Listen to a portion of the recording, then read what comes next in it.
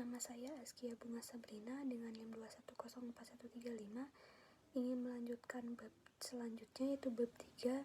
Saya dari PJKR Angkatan 21. Latihan keterampilan psikologis. Aspek keterampilan fisik dan teknis harus dilatih secara teratur, terencana, dan berkesinambungan.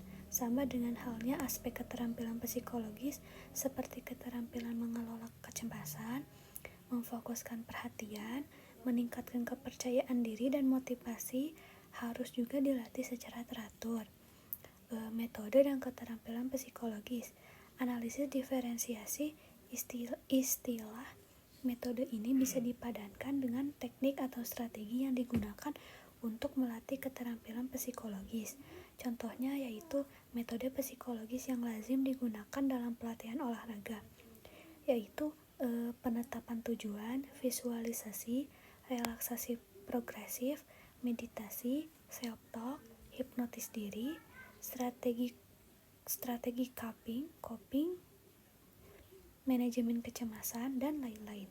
Ada juga keterampilan psikologis berkenan dengan karakteristik bawaan sekaligus dapat dikembangkan yang memungkinkan atlet akan berhasil mencapai prestasi olahraga. Contohnya motivasi, kepercayaan diri, kecemasan, agresif, dan lain-lain. Selanjutnya ada PST dan MST diskursus makna. PST adalah singkatan dari Psychological Skill Training, yang artinya dipadankan dengan mental skill training, yaitu MST. Kedua istilah ini digunakan untuk merujuk kepada latihan yang diarahkan untuk mengembangkan kemampuan, keterampilan teknik, taktik, fisiologis, dan psikologis secara bersamaan. MST menekankan pada upaya untuk meningkatkan aspek psikologis dari gerakan fisik. MAT dirancang agar MST dirancang agar atlet berlatih lebih banyak tentang kehidupan mentalnya, yang memungkinkan untuk meningkatkan kendali atlet dalam mengkoordinasi gerakan secara efektif melalui berbagai keadaan keterampilan psikologis. Proses MST pada teknik somasi kognitif yang melibatkan saling berhubungan antara proses biomekanik, fisiologis, sistem saraf pusat, dan perifer untuk mengkoordinasikan gerakan yang dimediasi oleh faktor dan yang berbeda dari keterlibatan psikologis. PST ini dikembangkan sebagai sebuah pondasi ilmiah untuk mengembangkan keterampilan psikologis. PST juga sebagai sebuah program latihan yang akan membantu atlet dan pelatihan untuk mengembangkan keterampilan psikologis yang sangat berguna untuk meningkatkan